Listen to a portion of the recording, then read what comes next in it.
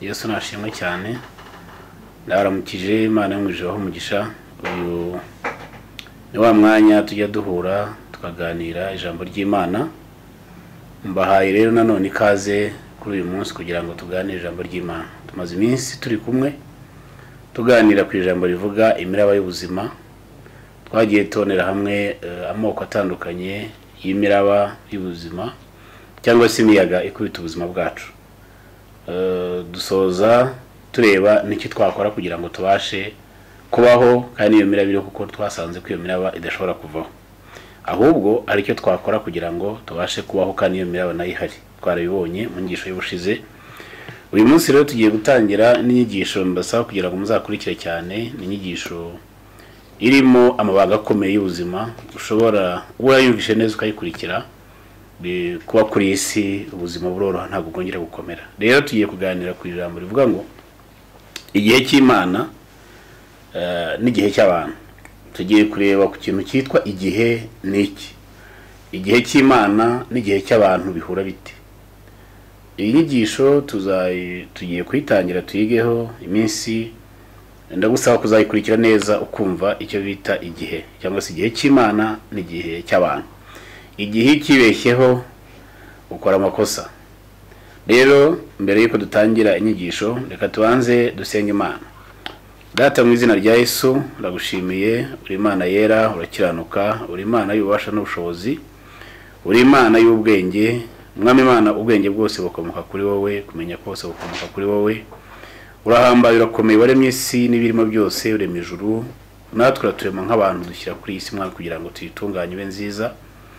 Rero igihe kigeze Mwami Imana, nubwo umwanzi Satani yaje kuturiganya akadukura mu bumwe nawe akadukura mu busabane, ntago wemeye ku isi iduherana, ahubwo woje kohereza umwana w'ikina Yesu Kristo araza kugira ngo Mwami Imana yongere atwunge nawe adusubiranye nawe. Turagushima rero ko tutakiruka hano ku isi, ko tutakiri mu bubata bwa Satani, ahubwo turabana mu rugo kwa Data. Turagushimira Mwami Imana ko watugariye mu rugo, icyubahiro ni cyawe.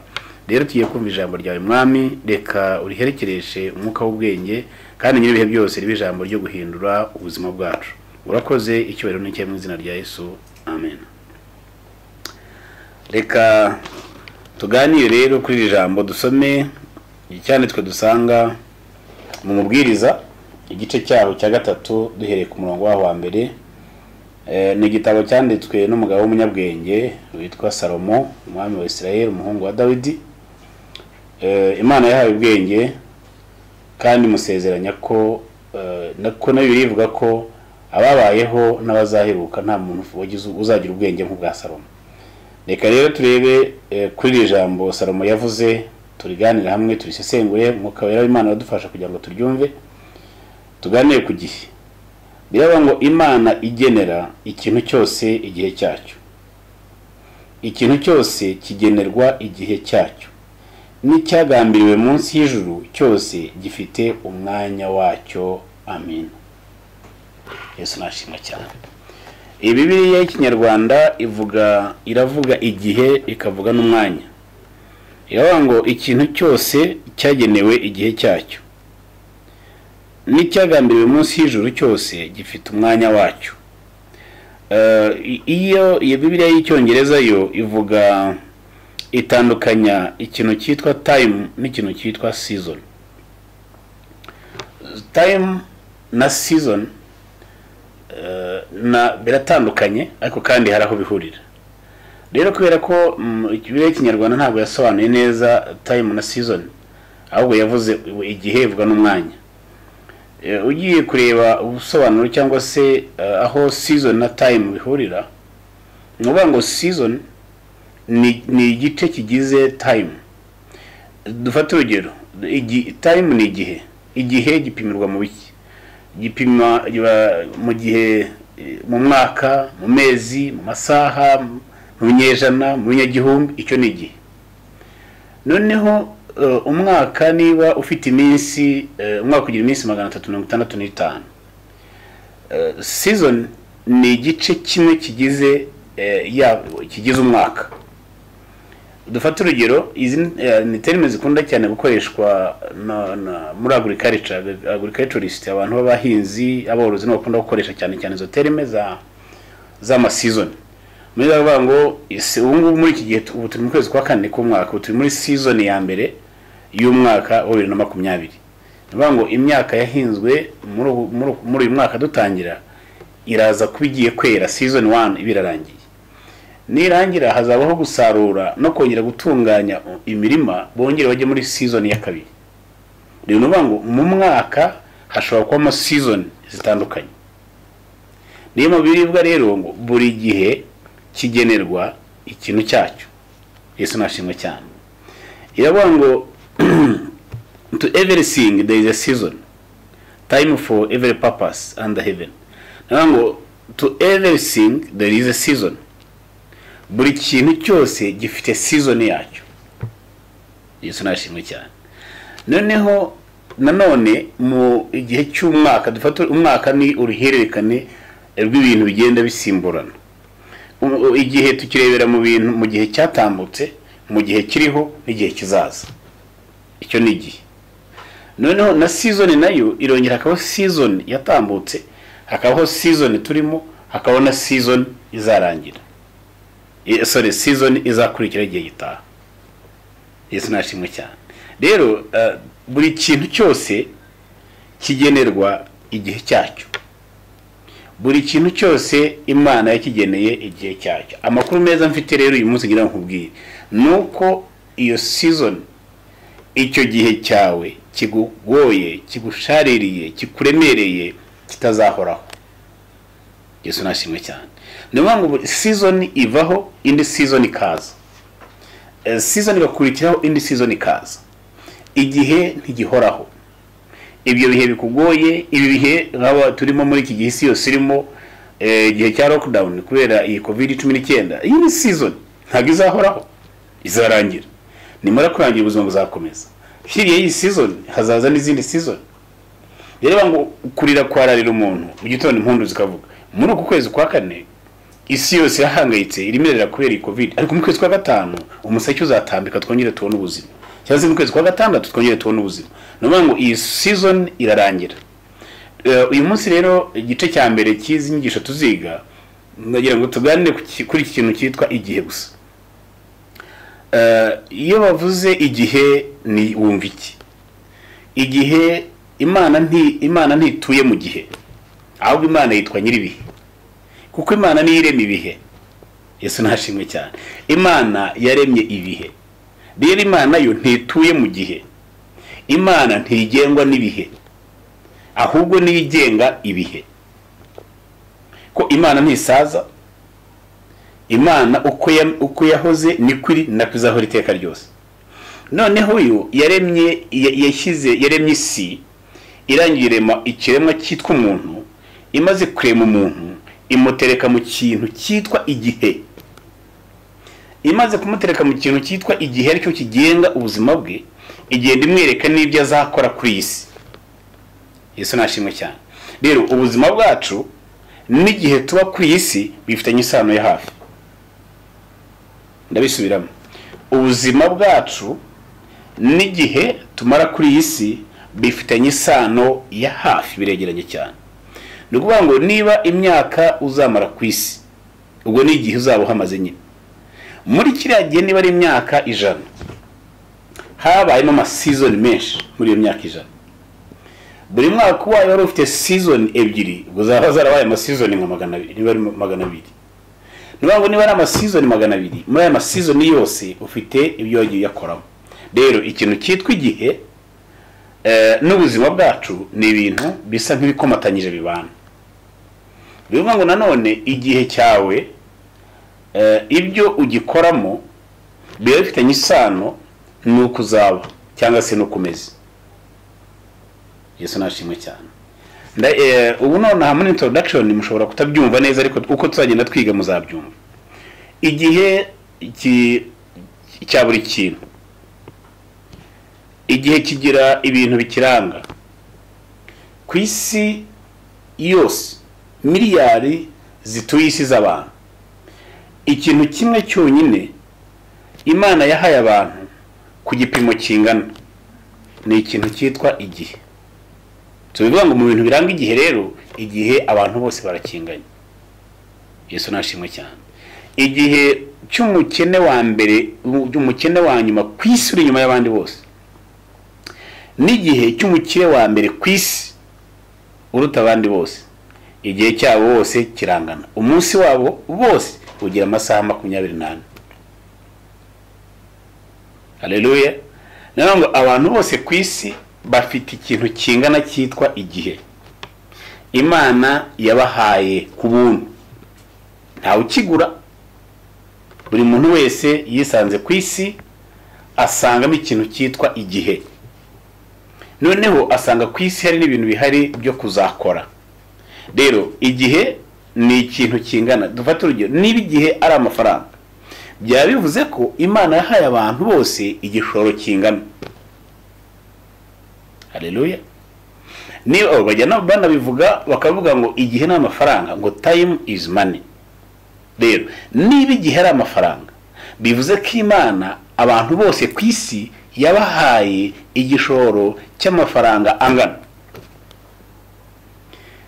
Niba umunsi ugira amasaha 28 kuri buri muntu wese umukire wa mbere kwisi n'umukene wa nyuma kwisi amasaha yabo bose ni 28. Therefore ikigira umuntu umukene wa mbere n'ikigira umuntu umukene wa nyuma bishobora kuba uburyo icyo umuntu akora muri amasaha 28. Niba ni imvugo isanzwe turabizi twese ko igihe ari amafaranga. Iyo utakaje igihe utakaza amafaranga. Rero nubango icyo gihe abantu twese dufite ku Mana dufite igishoro kingana gihwanye n'aya masaha 28. Ikindi kintu twavuga ku gihe cya kabiri cyangwa se ikintu cya kabiri twavuga ku gihe nuko igihe cyose iyo kije kizana ibintu bisa kikabiha abantu bose cyarimo. Iyo ari igihe cy'imvura nyinshi yaje imvura iraza ikagwa abantu bose ku gipimo kingana ababi n'abeza bose irabagwira. Iyo season y'imvura yije rero ntago Imana ivuga ngo kwa kanaka haragwa y'imvura ingana gutya kwa kanaka naho haragwa ingana gutya keretse uduce dutandukanye bijyanye n'imiterere yaho geographical location z'ahantu bashobora kugira imvura mu gihe kimwe abandi bakayigira mu kindi. Ariko iyo ari igihe cy'imvura y'icyo gice cyo gihugu yaje muri ako gace imvura imanukira abantu bose ku gipimo kingana. Nanone kandi iyo haje ikiza nk'iki cya covid cyangwa ikindi cy'icyorezo kiza nanone ku gipimo kingana. Imana iyo tureba hano ku isi ko tubayeho iturebera cyane cyane iturebera mu bintu bibiri bikomeye. Mu buzima bwacu iturebera ku gihe ikongera ikaturebera ku kintu turimo gukora muri icyo gihe. Yesu nashimwe cyane turabiganiraho nabyo kuko umuntu Imana imaze kurema umuntu yamushyize muri Eden imuhishinganira amubwira ngo genda uyihingire uyitunganye imere neza. Mu nshingano Imana yahaye umuntu yabanje kumubwira ngo natunganye Eden yamubwiye gukora imuha akazi ko gukora. Rero byagera mu masaha nimugoroba biravuga ngo Imana ikaza gutemberera Adamu ikaza ikagirana ubusabane nawe. Yabaga isa nkije kureba cyangwa se gufata raporo y'umunsi uko umunsi wagenze Adamu akayibwira. Yesu nashimwe cyane. Imana imaze kudushyira hano hantu ku isi ikaduha ibyo gukora yarangiza ikaduha n'igihe kitugenga igashyiraho amanywa igashyiraho nijoro igihe cyo gukora igihe cyo kuruhuka. Ubu uyu munsi giyewe nawe wowe ndeba nkurikiye igihe cyanjye nawe birangana. Ibitandukana gusa nibyo giyewe nkora mu gihe cyanjye nibyo ukora wowe mu gihe cyawe. Niho honyine hazaza itandukaniro. Uburyo ki cyagiye cyacu ibyo dukoramo nicyo kizadutandukanya. Yesu nashimwe cyane. Ikindi kintu nanone ku gihe nubwo kizana amahirwe angana nubwo gishobora kuzana ibibazo nanone bikaza ku gipimo kingana igihe nanone kijya gikemura ibibazo. Iyo gikemura ibibazo nanone kibikemura ku gihe kingana. Hari ibibazo binanirana gukemuka bigakemurwa n'igihe. Igihe rero nacyo kijya gisubiza ibibazo. Hari ibibazo binanirana ariko igihe cyaza kikabisubiza.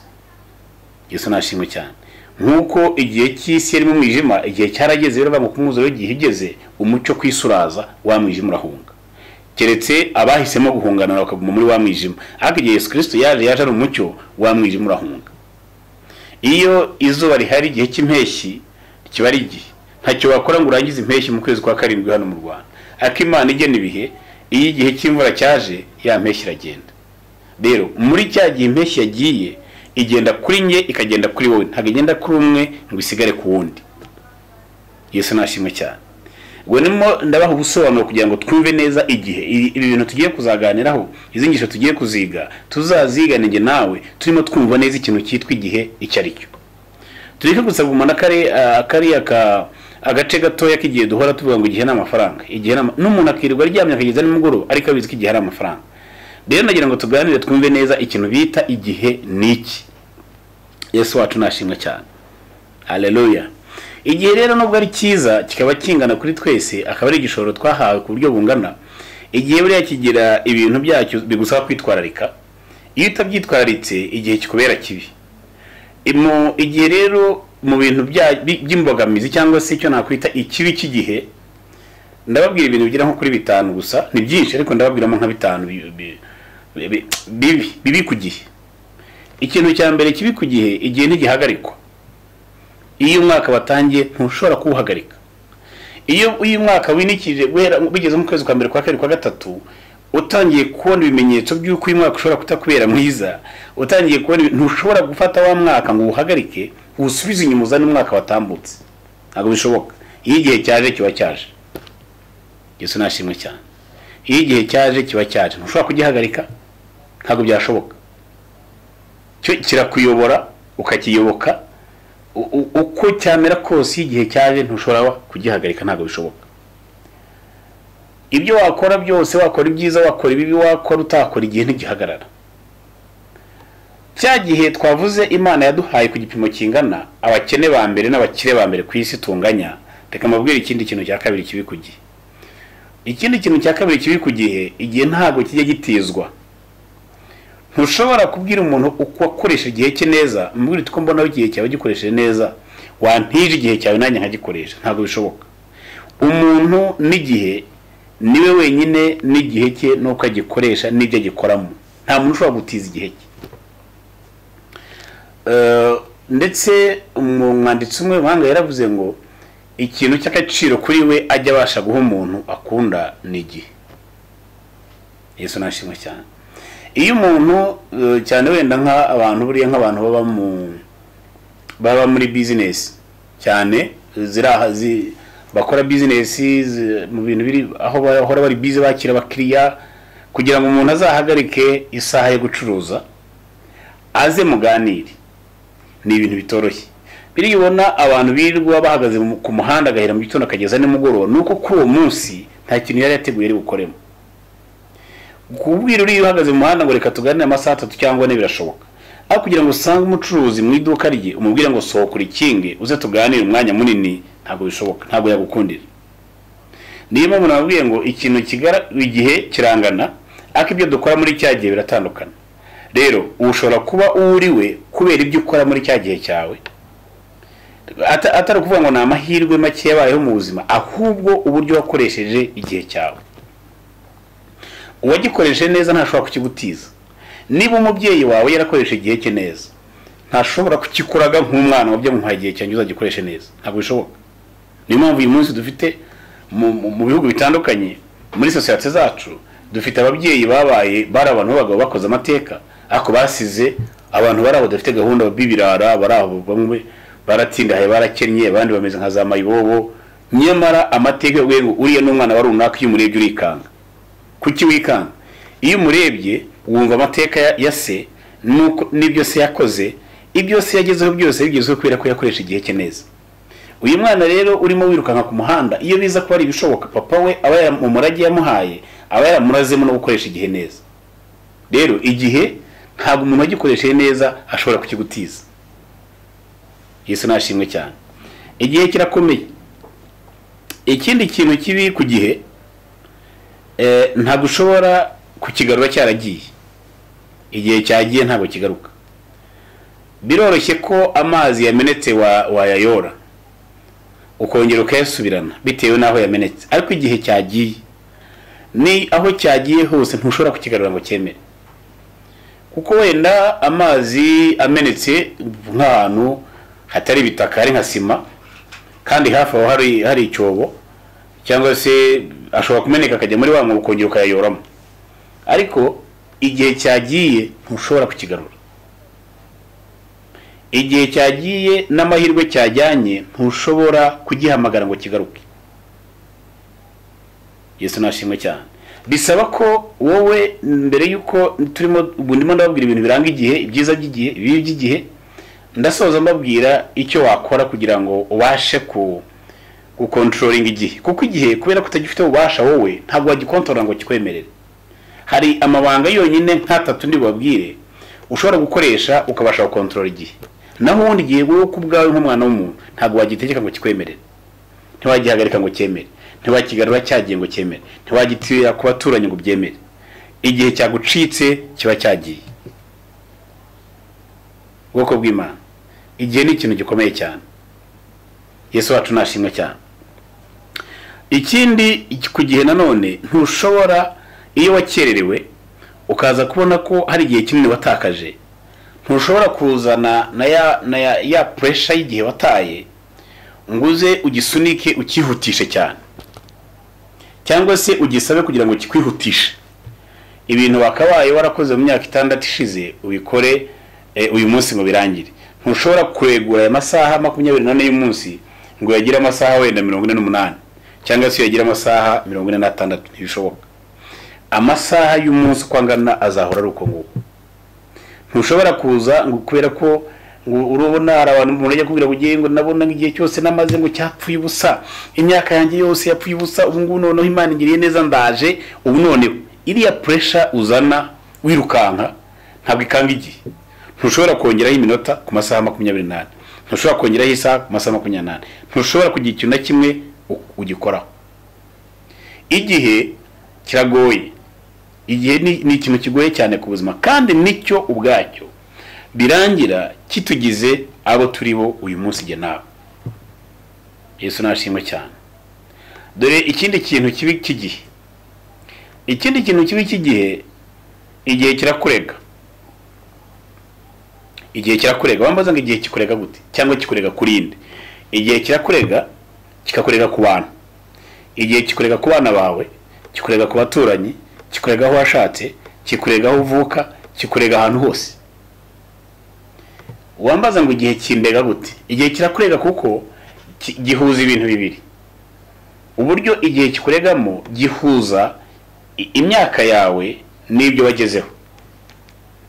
Umuntu yakureba akakurebera mu myaka ufite n'ibyo wagezeho mu buzima bwawe. Ibi ngibi nta bundi muntu ufite ubasha kubigaragaza uretse igihe. Igihe kigaragaza imyaka yawe, kikagaragaza n'ibyo ugezeho muri iyo myaka. Buri muntu wese akabisoma, yarangiza agatangira kukwanaliza akoresheje achievements zawe n'imyaka yawe. Yesu nashimwe cyane. Niyo mpamvu iyo umuntu byatangiye kumucanga abona bitarimo bihura, abantu benshi uzasanga n'abantu bake bemera kuvuga imyaka bafite y'ubukuri, kuko imyaka ye yigiye kwisanisha n'ibyo agezeho abona bidahura, akagira ipfunwe ryo kwivuga agaceceka. Imyaka yigeze, hari imyaka igera abakobwa za anniversaire se bazikunda cyane. Hari imyaka igera agatangira guhisha anniversaire, ndetse yanayikora. Iyo bakoze anniversaire bazana utuntu tw'utubuje tugaragaza imyaka, bakamubaza imyaka afite, akagira hari imyaka igera anniversaire ikaba buje ntiziboneke. Kuki zitaza? Najya gutondekanya imyaka afite hariya imbere y'abantu, baratangira gusanisha imyaka ye n'ubuzima bwe, bibaze impamvu atashatse. Mwagenda bati wa muntu agejeje imyaka 40 atarashaka, kubera ko imyaka imaze kwikanza muri 30 na gushaka bitarabayemo, kubera ko abantu bamenyereye uwo muco anniversaire itariki bara ama surprise barayakora, batangira kuyakora naho agera gatangira kuyakwepa, agatangira kuyakuraho, bamuhamagara ati simpari, agatangira gucengana n'abantu. Kubera iki? Igihe cy'imyaka ye atangiye kubura ubusobanuro ku myaka afite. Bantu b'Imana, iyo umuntu yatangiye kubura ubusobanuro ku myaka afite, niho handi uzasanga umuntu singire reka mbyirinde kugira ngo ntabakomeretsa wenda harabikora ari bitewe na karica wenda cyangwa se n'izindi mpamvu zabo, abo umuntu atangira kurwana no guhisha imyaka afite. Sinshaka ko abantu bamenya ko nkuze, sinshaka abantu bamenya yuko mfite imvi mu mutwe, kuko imvi ni ikimenyetso cy'uko umuntu akuze usanzwe. Noneho umuntu agarwana no kugira ngo umusatsi ntuzigere ugaragara, kubera iki nugaragara imvi ziraza kuba ziri ku mutwe, nibazibona babatera ko umuntu arashaje. Umuntu uzabona atinya gukura ni umuntu ufite igikomere cy'igihe. Haleluya. Ndabizi hari abantu mutari buze kunkunda kwera ibyo nyibyo, ariko uko niko kuri ku buzima. Iyo ubona umuntu atangiye kurwana no guhisha imyaka, ubundi kera bikinashoboka ngira ngo ngo sinzi ko byapfa koroha, bajyaga bagabanya imyaka ku ndangamuntu. Hari abantu bashuti banjye rwose ndabizi barabizi ko tubiziranyeho, imyaka barayigabanyije kandi bakurikirana basanga barangana. Nuvuga ngo wagira ngo ni impanga. Abantu benshi cyane imyaka yabo yarahuye. Ko umwe aravuga ati imyaka nataye nibeshya gato, nzajya muri retirement nta kintu ndakora, imyaka kayikata kayikuraho. Nyamara kugabanya imyaka ntibivuze kuri buze kongerwa imbaraga z'umubiri. Ushobora kuza wicaye mu kazi kubera ko agiye ugabanya imyaka, bakazabona urabrowinze kubise hasi urahwereye. Kubera iki? Iriya myaka bashyizeho retirement bayibaze bakurikiranyije n'ingufu z'umubiri w'umuntu aba afite muri iyo myaka n'akazi agomba gukora. Rero kubera guhora umuntu yikanga igihe ko kizamurega, haba kugabanya imyaka. Yesu nashimwe cyane. Hari umuntu umwe wigeze gukora interview ahantu y'akazi, basanga imyaka ye yavuze yarabeshye. Akaza arakabura ko bavuze ngo umuntu ushobora kubeshya ku myaka ntabwo yari umuyobozi, kuko n'igihe cyose yazajya ahora abeshya. Niba yabeshye kano kantu gatoya nta gitangaza gihe, ariko n'ibindi atazabeshya. Rero nanone kugira impamvu umuntu abeshya nuko aba arimo arwana no kugira ngo ahuze bike yagezeho n'imyaka mike, kandi ntabwo byakunda. Igihe cyagiye ntabwo kigaruka. Imyaka y'umuntu afite abantu, umuntu aze nk'ano muri Afurika cyangwa se mu Rwanda, umuntu akayitayaringa akandika akavuga ati yewe ndaritayarinze ngiye mu kiruhuko cy'izabukuru ku myaka 30. Nta tegeko rimwe, nta wamuhana ngo avuge ko cyaruhutse hakiri kare, kubera ko we amaze kubona ko intego z'ubuzima bwe, ibyo yashakaga gukora yarabikoze, ibyo yashaka kugeraho abigezeho. Undi mwanya usigaye agiye kurwana no gukora ibye ku giti cye, akandika agasezera ko agiye muri retirement. Umuntu wese ndibaza ko twabyigiye ikibazo, ni gute umuntu yasezeye, ni gute umuntu agiye. Nsezera mu kazi aho nakoraga naranditse nsezeye, umuyobozi arambaza ngo kuki usezeye ugiye, arambwira ngo wikwandika gutyo ngo wiwanditse nibibi, ngo ahubwo ngo wowe wakwandika ngo ubeshye yuko ukavuga yuko ugiye kujya kwiga, igihe cyazagera ukazagaruka. No, ariko ntabwo ngiye kwiga, ibyo ngiyemo ndabizi, ibyo ngiyemo ndabishaka. Niba ari umuhamagaro wanjye, niba ari ibintu ngiye gukora, niba ari business ngiye gushinga, niba ari iki ngiye gukora, nabitekerejeho. Kuki umbwira ngo nimbeshye kugira ngo uzakunde ngaruke? No, reka ngende. Amahirwe ahari, mfite CV iri clean ku buryo nta kasha na kamwe kariho.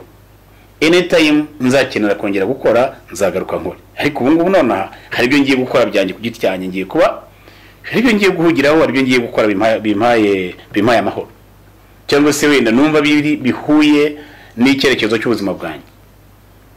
Iyo kubera ko dufite ikibazo cyane mu Rwanda, muri Afurika, cyane ibihugu byinshi bya Afurika, kubera amateka y'ubuzima mu minsi yatambutseho isi yagendaga icamo, by'umwihariko abanyarwanda twagiye ducamo, usanga umuntu arimo yiga abona lisansi ku myaka 30.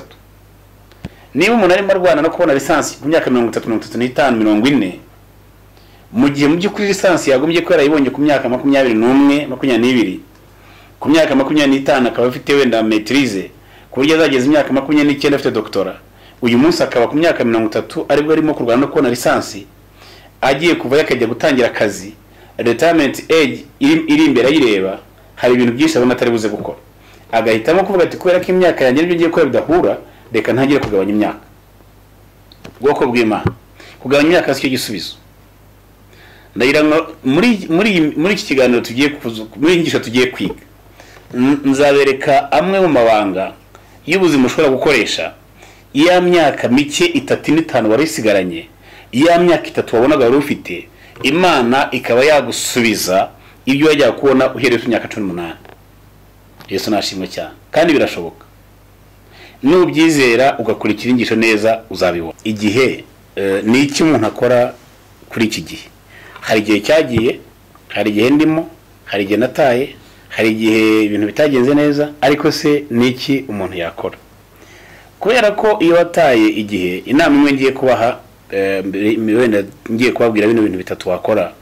Icya mbere ni inama natanga, kubera ko ibihe igihe cyagucitse, iyo uje ugendera kuri pressure y'igihe cyagiye.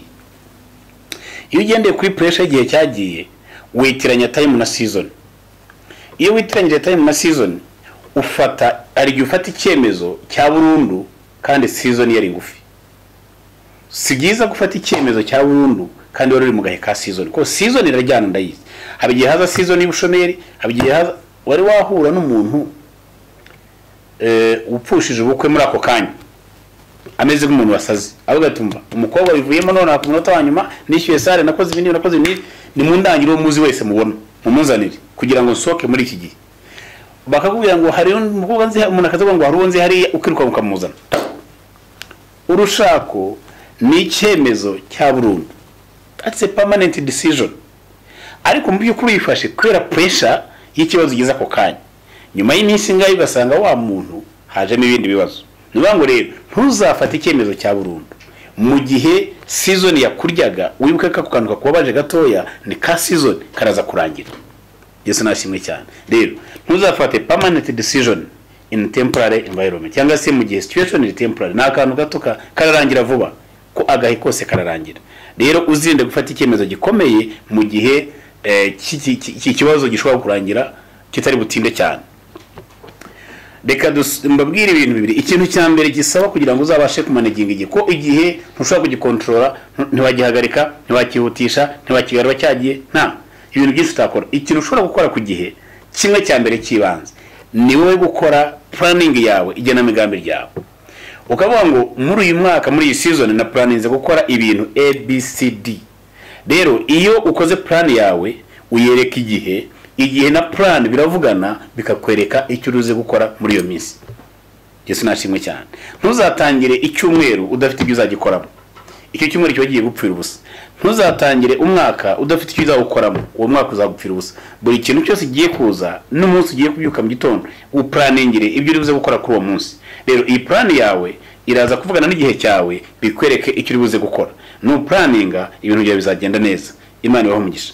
Icya kabiri ni ikintu gikomeye cyane, ni mu buryo no gusoma cyangwa se kureba ibihe mu buryo bwa gihanuzi.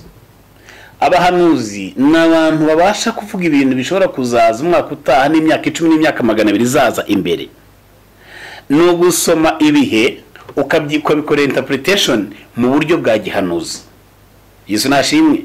Hari abantu bagira impano yo kureba ibintu, agakora projection zize simibare myinshi ubwenge bwa ngo muri iki gihe iki niki bizagenda gutya kandi uko ay plannings akari ko bizagenda.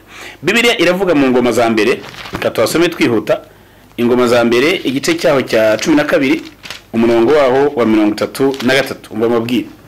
Biravuga ngo abo mu Bayisakari b'abanyabwenge bwo kumenya ibihe no kumenya ibyo Abisirayeli bakwiriye gukora. Abatware babo bari 200 kandi bene wabo bose bumviraga itegeko ryabo. 33:12 ingoma za mbere. Abo mu Bayisakari b'abanyabwenge bwo kumenya ibihe no kumenya ibyo Abisirayeli bakwiriye gukora. Kumenya ibihe no kumenya ibyo ukwiriye gukora mu gihe nk'icyo ngicyo.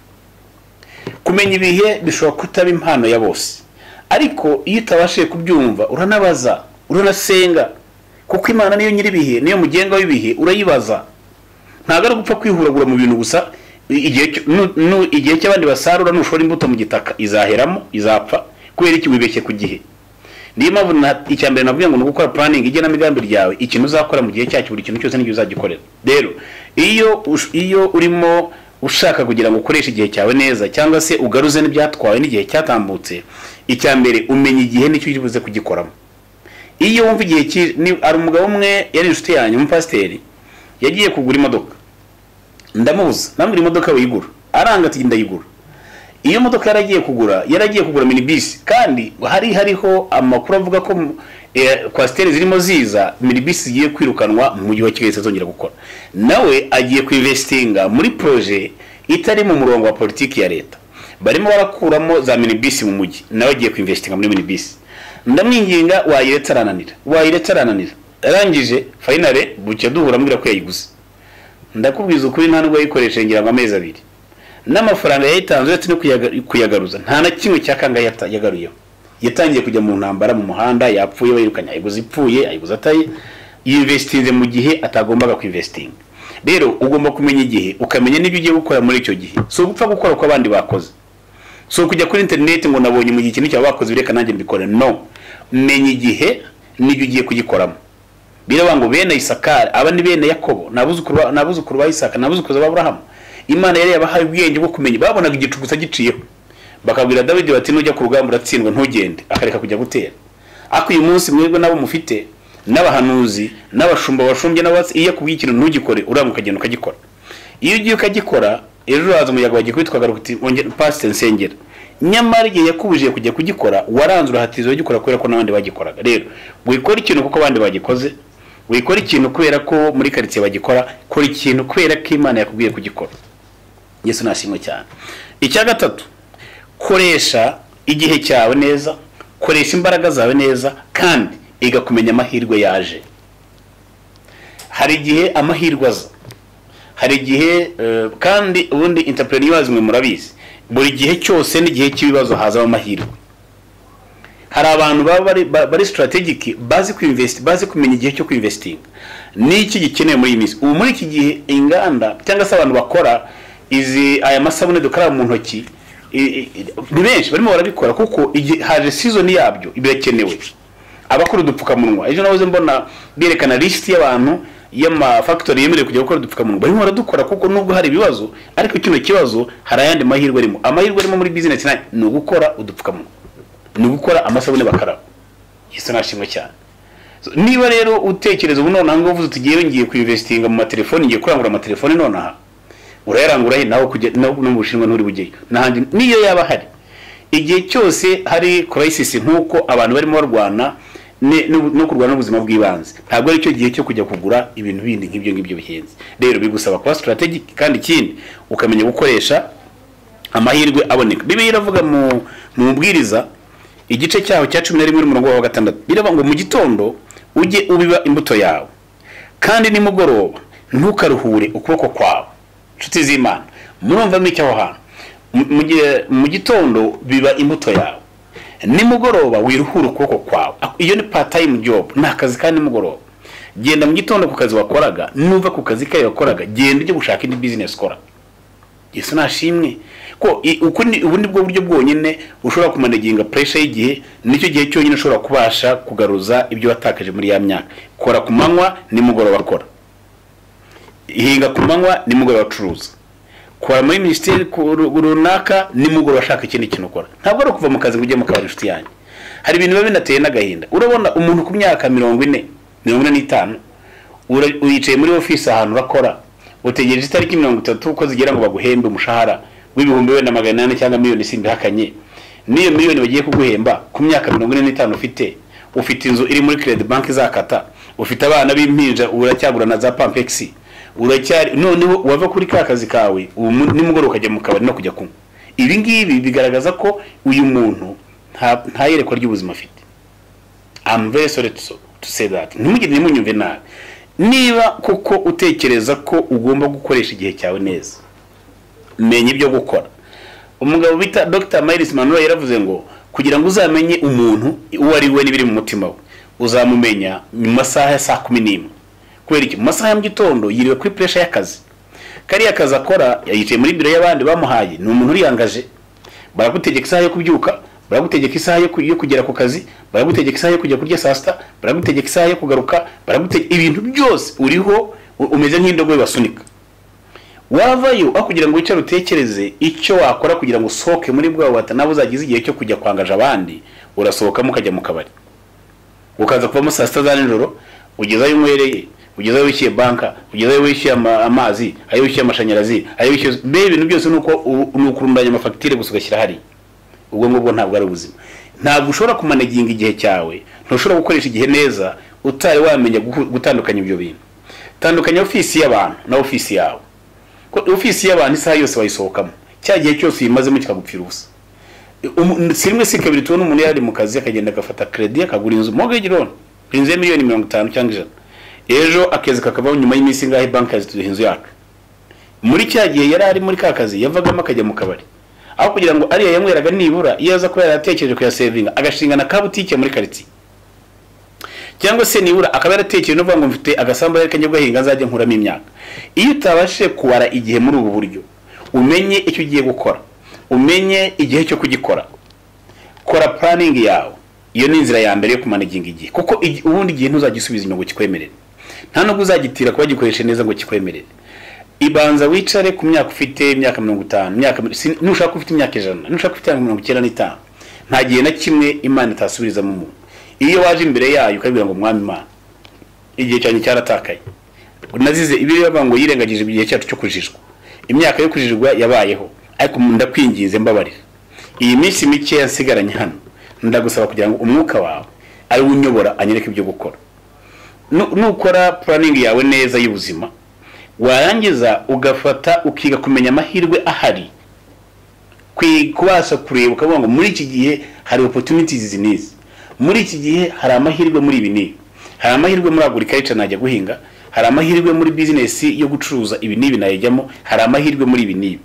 Kubera ko mwibuke ko ntagira nababwiye ngo igihe cyose ntigihoraho, iyi season yaje ntizahoraho nayo. Iga gukora muri iyi season ibyo ukoze kandi ukore witegura kwisohokamo. Yesu nashimwe cyane. Iyo nugenda ukajya ahantu mu kazi ukicara ukarambye ugasinzirira mutahangana nafatishije kubera ko boss turaziranye, cyangwa se wenda mfite doctor cyangwa mfite ibintu ku mpamvu zirimo gutekereza ko zizagutuma uguma mu kazi, uzura zibeshya ku mpamvu zimwe cyangwa izindi uzagasohokamo. Igihe utanatekereza kuzagasohoka, nubeje mu gitondo wagasohokamo, nugasohokamo urajya, nugasohokamo urajya. Ese uwatekereje kuri icyo kintu ngo igihe nzagasohokamo nzajya kuvuga ngo narafatishije? Ntabwo umuntu ujya ufatisha muri iyi si, ntibazakubeshye. Ibintu byose ni time and season.